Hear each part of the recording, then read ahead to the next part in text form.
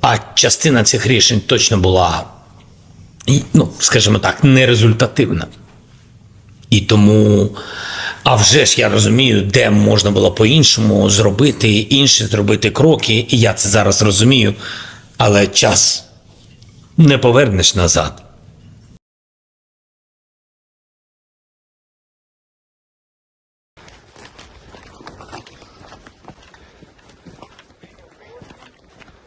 On December 14th, nearly 300 clashes occurred along the front, the highest number recorded in this war.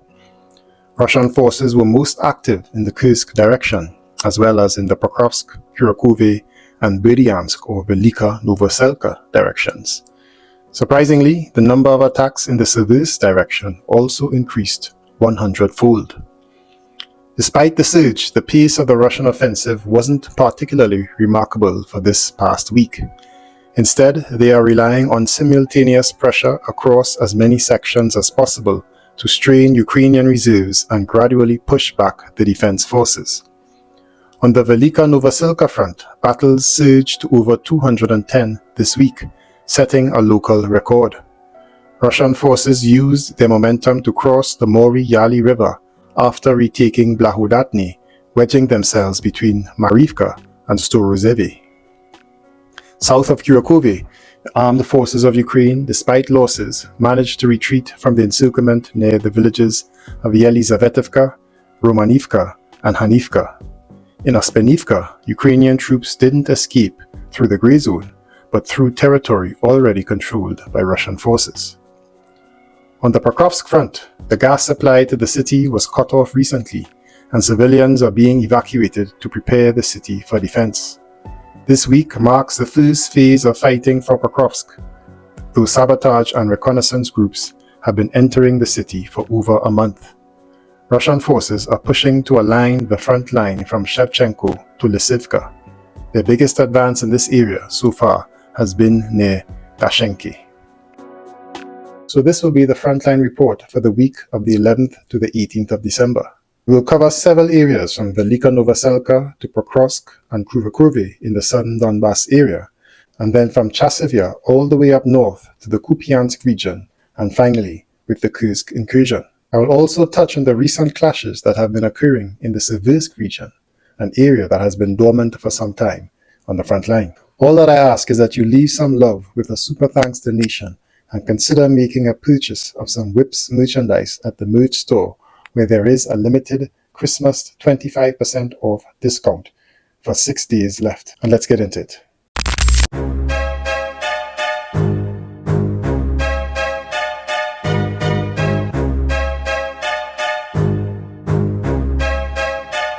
Знаходиться в 2 кілометрах до околиць міста Покровськ. Тут ви бачите ось таку ялиночку.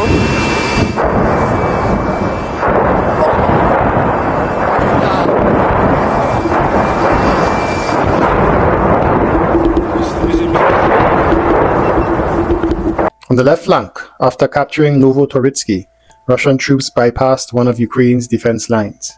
They then easily occupied Shevchenko, a town that was supposed to serve as a key stronghold for Ukrainian forces. However, Russian troops entered positions left unguarded after the command failed to deploy troops there. Military observer and editor-in-chief of the publication Censor.net, Yuri Butusov, says that the fortifications in this area were built very competently. The position was correctly chosen, the defense strip was prepared, the fortifications themselves were branched and reliably protected from drones and artillery. The Russians, however, captured it without a fight, went there before the military command could send at least one person to defend it, says Butusov. In his opinion, the situation is blatant and requires investigation. Now the command of the armed forces of Ukraine has transferred additional reserves to Novotoritsky and Shevchenko in an attempt to contain the Russians. From Shevchenko, Russian forces launched an offensive on Pishani, aiming to cut one of the 2 roads linking Pokrovsk to the west. Ukrainian forces then launched counteroffensives in 3 areas: Novotoritsky, Shevchenko from the north, and Pishani. The counterattack near Novotoritsky has stalled, but Ukrainian troops managed to push Russian forces back from Pishani and reclaim parts of Shevchenko. Heavy fighting continues in these areas with mixed outcomes. Oleksiy Hetman, a military expert and reserve major of the Ukrainian armed forces, believes it is very likely that the Russian forces want to move from the southeast toward Pokrovsk and avoid street battles. The Russians understand that street fighting could take months, and they need to advance quickly, he says. Therefore, their plan is to encircle the city from the north and south. In other words, they want to create a full or semi-circle around it and force our garrison, which is holding the defense, to withdraw from the settlement. This is understood by everyone, especially by our general staff and the units involved in planning military operations there, Hetman said in an interview on the YouTube channel for RBC Ukraine. Since Pokrovsk is the last major city before the administrative border with the Dnipro region, a direct road leads to Pavlohad. Media outlets have increasingly suggested that capturing Pokrovsk could open the way for the Russians to assault the Dnipro region. However, Hetman assures that no army can advance indefinitely and every offensive has a specific end goal. After reaching that goal, the forces stop and prepare for the next operation. This operation, which is happening now, was also prepared. It has been in the works since late last year. And the talk about opening the gates to Dnipro, where remember the Wagner Group and Bakhmut, Hetman points out. He explains that during planning, the military logistics and specific objectives are calculated to determine which front lines to reach. Therefore, the expert argues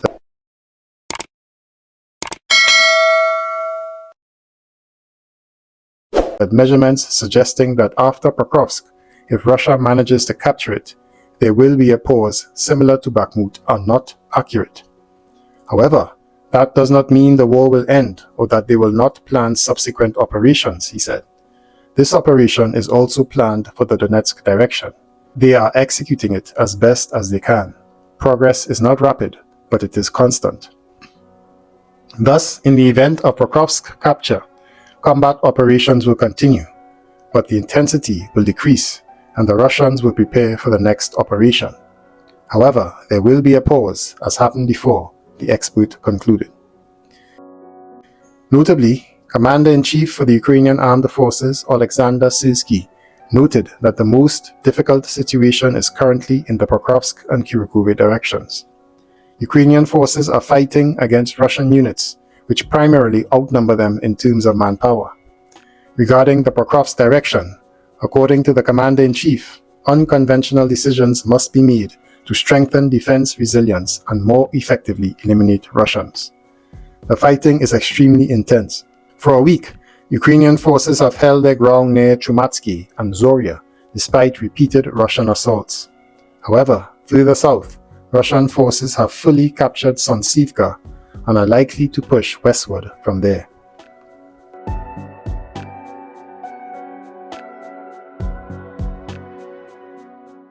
On the VELYKA-NOVOSILKA front, Ukrainian troops who have held Makarivka for months now face encirclement and are likely attempting to break free, as Russian attacks from another flank aim to cut off any retreat.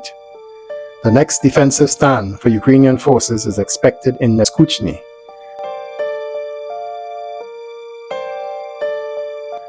Though the broader front line suggests that heavy fighting for VELYKA-NOVOSILKA will start soon. Russian forces are likely to attack this area from at least 3 sides. Losing Makarivka and Blahodatny would push Ukrainian troops back to their starting positions from last year's counteroffensive. Meanwhile, Russian forces are working to create conditions for an offensive from the north. After being pushed back from Novy Komar last week, a Russian mechanized column advanced 3.5 kilometers this week, securing the southern edge of the village. However, they failed to push across the Mori Yali River toward Novo-Ocheretuvati due to a Ukrainian counterattack. Notably, counterattacks have become a key response to lost positions. Ukrainian forces have been relying on this tactic more frequently in recent weeks, signaling possible improvements in their capabilities.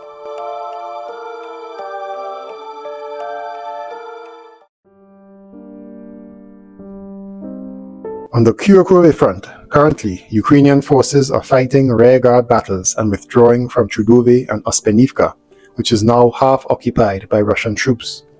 The next line of defense is expected to be around the villages of Dachny and Yantany, where Ukrainian forces aim to hold back the Russians as the battle for Kurakhove continues.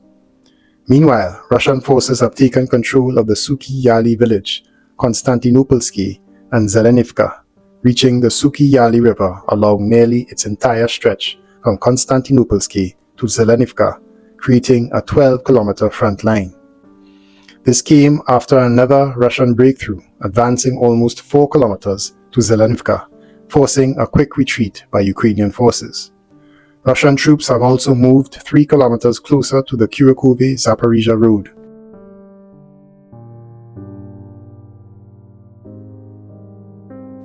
The aim is to cross the river between Zelenivka and Rozhly, advancing toward the village of Ulkalki to sever logistics to Kurakhove, with another group pushing from the north, attempting to cross the Vovcha River near Shevchenko. It is clear that the Russians plan to create a larger encirclement around the defenders of Kurakhove.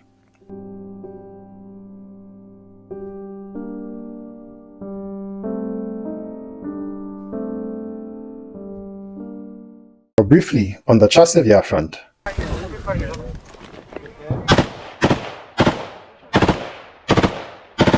heavy fighting continues in the city, but Russian forces did not transfer armored vehicles to the right bank side.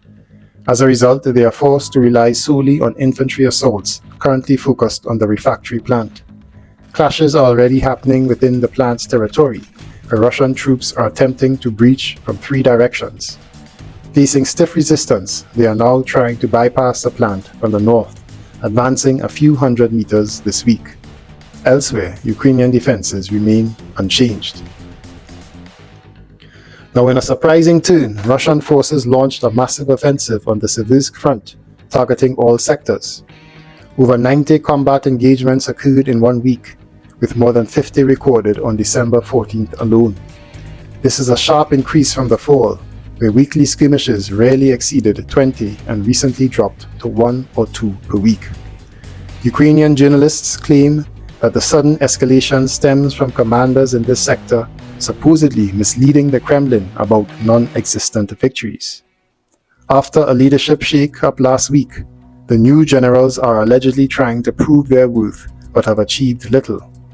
Despite concentrated attacks near Vymyimka and south of Bilohorivka, Ukrainian forces have repelled most assaults, though fighting persists in some areas.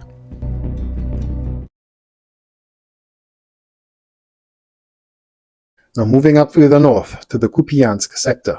On perhaps what is a brighter note for Ukraine, Ukrainian defenders have successfully held back the Russian offensive from Travneve to Kupanki for almost a month.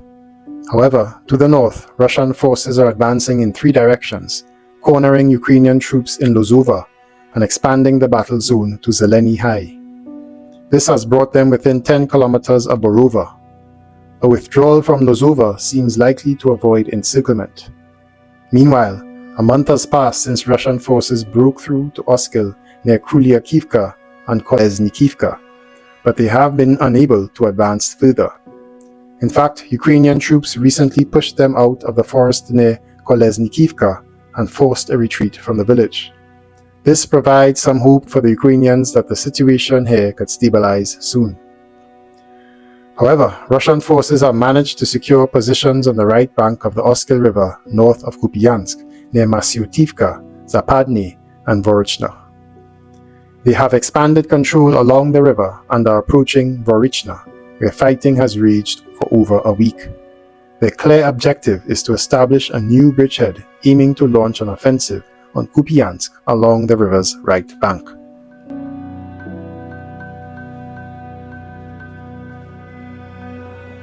Lastly, to talk about the northernmost position in the KURSK incursion.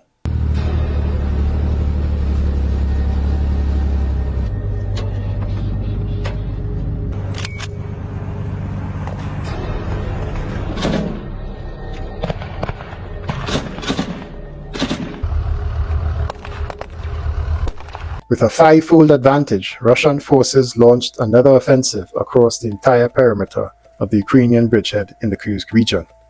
The most intense fighting has been near Darino, Novo-Ivanovka, Pogrebki, and Plehovo.